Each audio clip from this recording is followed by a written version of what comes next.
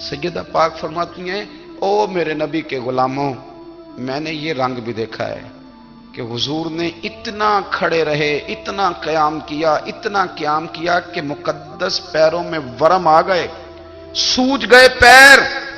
ہم سیر کرنے گئے تو تھک گئے، بات الگ ہے، لیکن عبادت میں یہ بھی تو مسلم شریف ہے نا، یہ بھی تو دین ہے نا، یہ بھی تو حضور کی سنت ہے، یہ بھی تو وہ چیز ہے جو کریم کی آنکھوں کی ٹھنڈک ہے۔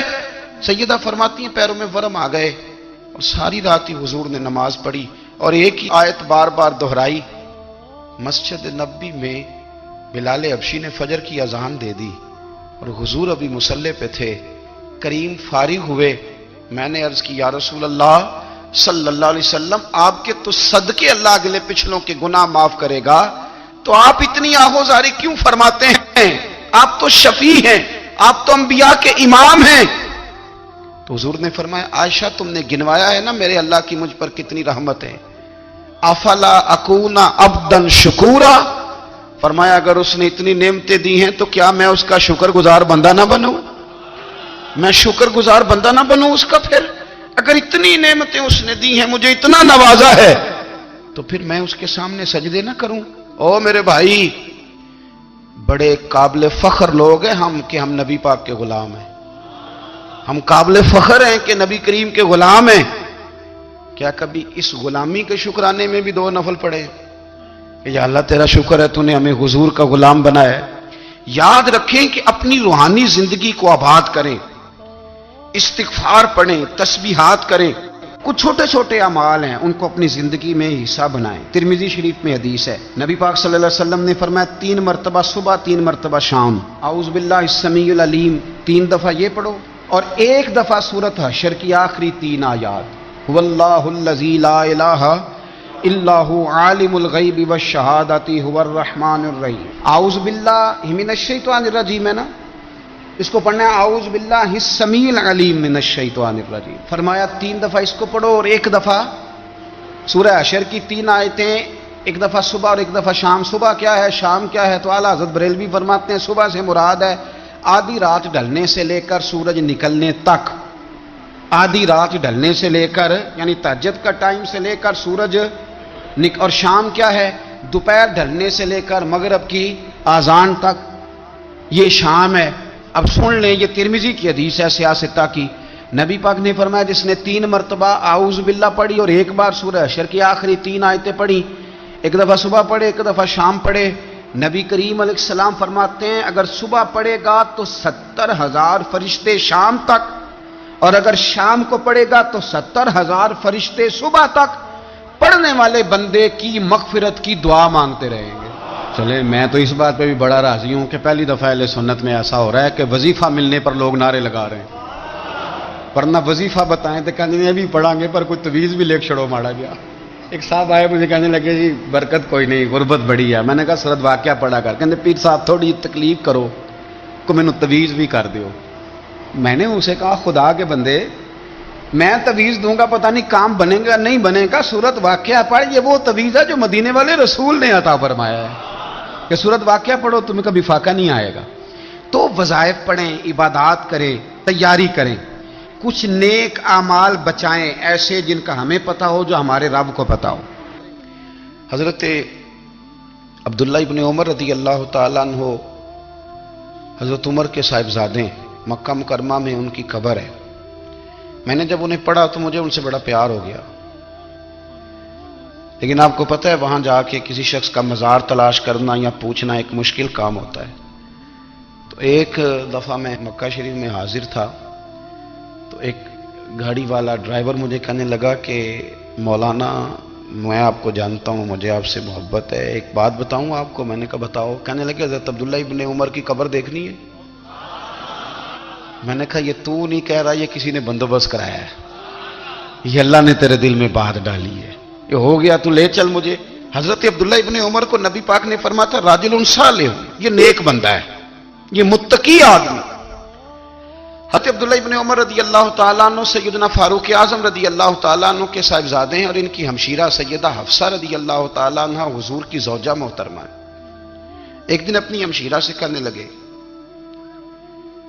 کہ نبی کریم صلی اللہ تعالی علیہ وسلم گھر میں آئے نا، اور اگر حضور غم امت میں پریشان نہ ہوں، طبیعت کو حشاش بشاش دیکھو، تو ذرا پوچھنا تو صحیح حضور کا میرے بارے میں کیا خیال ہے، پوچھنا تو صحیح کہ کریم کی بارگاہ میں میرا کیا مقام ہے، میرے بارے میں حضور کیا فرماتے ہیں۔ اب بہن کو کام بتائے، اور بتائے بھی بھائی، اور پھر بہن وہ کام نہ کرے، یہ تاریخ میں ہوتا نہیں۔ حضرت عمر فاروق رضی اللہ تعالیٰ عنہ کی صاحبزادی ام المومنین رضی اللہ تعالیٰ عنہ فرماتی ہیں کہ میں تو بس منتظر تھی، انہوں نے تو کہا تھا نا کہ اگر تم حشاش بشاش دیکھو تو بات کرنا، لیکن حضور تشریف لائے، میری باری تھی، میرے گھر تشریف لائے، کھانا پیش کیا تو فوراً میں نے عرض کی حضور ایک بات پوچھنی تھی، تو حضور نے فرمایا پوچھئے۔ میں نے عرض کی حضور میرے بھائی عبداللہ ابن عمر کے بارے میں آپ کا کیا خیال ہے؟ نوجوانوں میری بات پہ غور کرنا، میرے بھائی کے بارے میں آپ کا کیا خیال ہے؟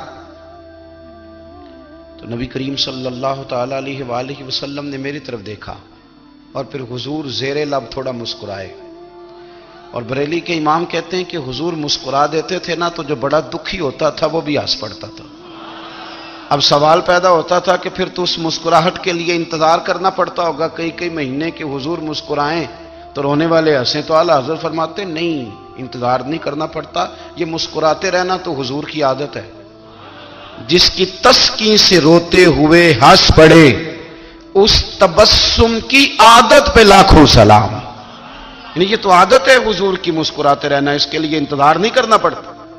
بھائیو آپ خیال رکھیں گے، غور کریں گے، حضرت عبداللہ ابن عمر رضی اللہ تعالیٰ عنہ کے بارے میں پوچھا تو سیدہ فرماتی ہیں کہ نبی کریم صلی اللہ تعالیٰ علیہ وسلم نہ زیر لب مسکرائے اور فرمایا حفصہ تیرا بھائی ہے تو اچھا، لیکن میں نے سنا ہے کہ عشاء کی نماز پڑھتا ہے تو فجر تک سویا ہی رہتا ہے۔ او نوجوانوں، 10 بجے تک سونے کی بات نہیں ہوئی، 9 بجے تک سونے کی بات نہیں ہوئی، 11 بجے اٹھنے کی بات نہیں۔ حضور فرمانے لگے میں نے سنا ہے کہ عشاء کی نماز پڑھ کے سو جاتا ہے اور فجر تک سویا ہی رہتا ہے، اسے چاہیے کہ تہجد کے وقت اٹھا کرے، اللہ کی بارگاہ میں حاضر ہوا کرے، آہوزاری کرے، سجدے کرے، عبادت کرے، اٹھتا ہے اور فجر میں جا کے اٹھتا ہے۔ حضرت جناب حفصہ رضی اللہ تعالیٰ عنہ کہتی ہے میں نے جناب عبداللہ ابن عمر کو پیغام دیا اور میں نے کہا میرے جوان بھائی سن، نبی پاک نے فرمایا ہے تو اچھا پر تہجد میں نہیں اٹھتا، نفل نہیں پڑھتا۔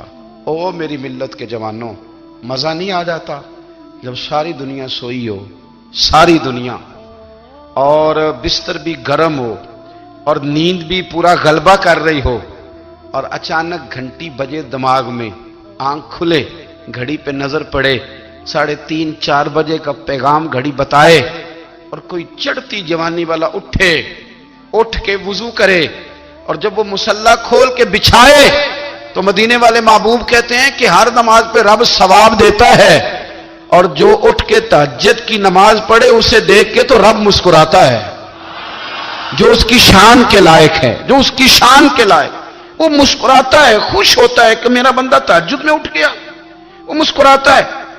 کاش ہماری صبحیں کبھی اپنے مالک کے نام ہو جائیں، کاش کے صبحیں۔ حضرت ابو الحسن رحمۃ اللہ تعالی علیہ حضرت معاذ ابن جبل رضی اللہ تعالیٰ عنہ کے پاس بیٹھا کرتے تھے، فرماتے ہیں ان سے جو پیار بڑھا تو پھر میرا مصلی سے بھی بڑھ گیا۔ تابعی ہیں، فرماتے ہیں صحابی رسول سے محبت ہوئی تو ذکر سے بھی ہو گئی، پھر درود شریف سے بھی ہو گئی، محبت ان سے بڑھی تو پھر اللہ نے مسجد کا پیار بھی بڑھا دیا۔ آپ فرماتے ہیں کہ میری ہر وقت طبیعت چاہتی تھی کہ بس اللہ اللہ کروں، بس اللہ اللہ کروں، بس نہ میں ذرا تھوڑی جان چھڑاؤں لوگوں سے، کو 10 منٹ ملے تو میں کچھ 4 نفل پڑھ لوں، میں تھوڑا سا نہ بچوں لوگوں سے، اور مجھے تسبیح ملے تو میں نہ 400-500 دفعہ استغفار پڑھوں، سبحان اللہ، الحمدللہ، اللہ اکبر، لا حول ولا قوت الا باللہ، میں نہ تسبیحات پڑھوں۔ فرماتے ہیں کہ بچے تھے گھر میں 6-7، غربت تھی، کام ملتا کوئی نہیں تھا، اور میں کام چور نہیں تھا، کام ڈھونڈتا تھا، پر اللہ کی قدرت کے کام نہیں ملتا تھا۔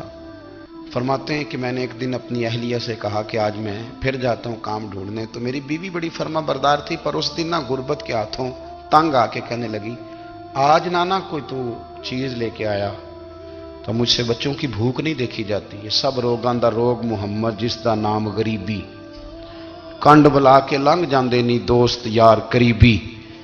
آج نہ کچھ لے کے آیا تو میں بچے لے کے میکے چلی جاؤں گی.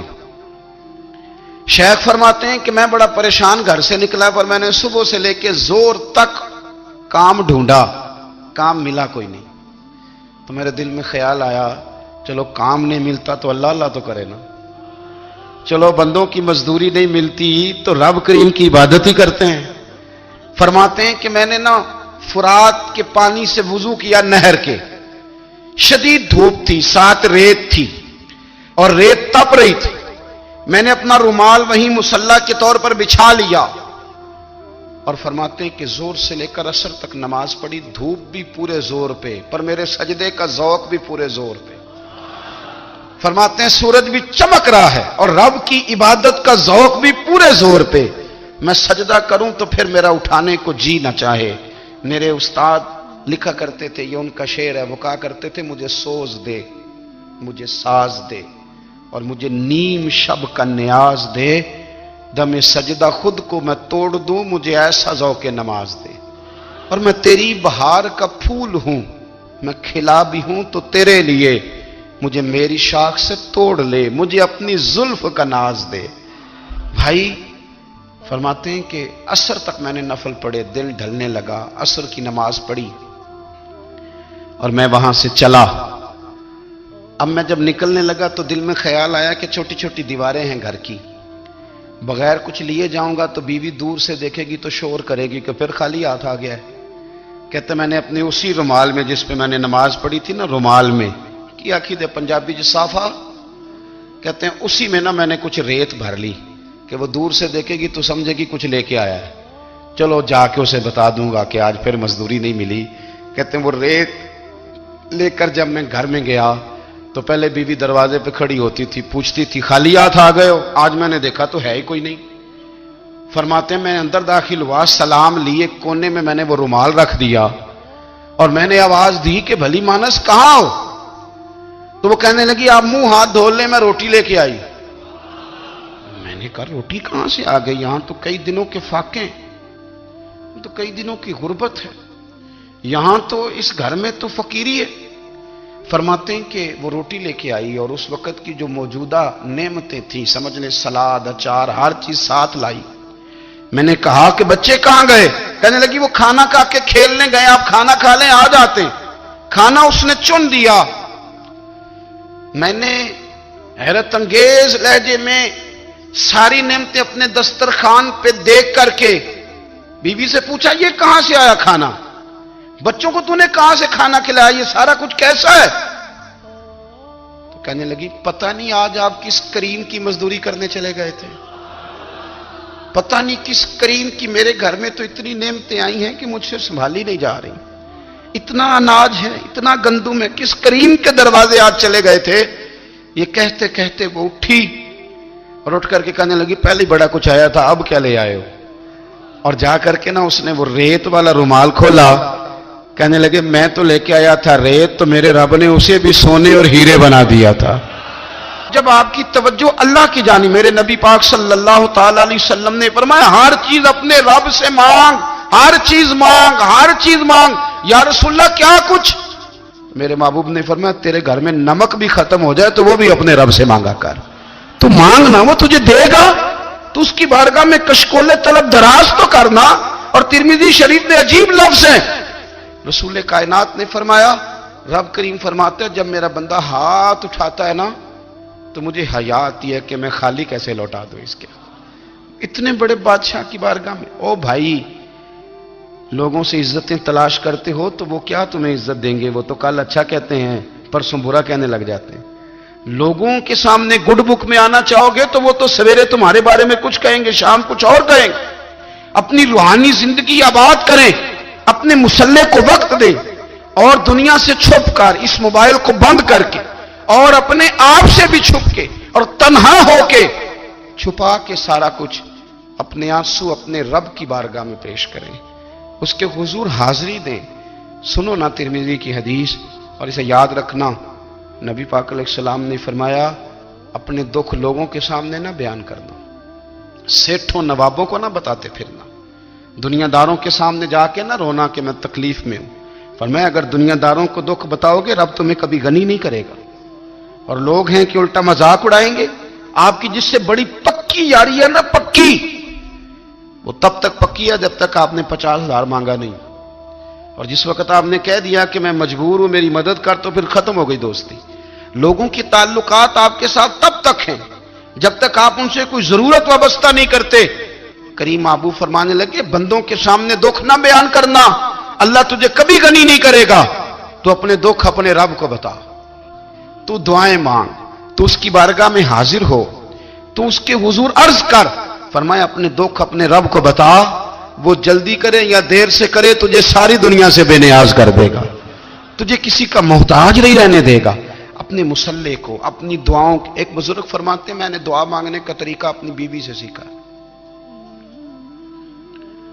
دعا مانگنے کا طریقہ اپنی، سیکھنے والے تو اپنے بچوں سے بھی سیکھ لیتے ہیں، سیکھنے والے تو ہر ایک سے سیکھتے ہیں۔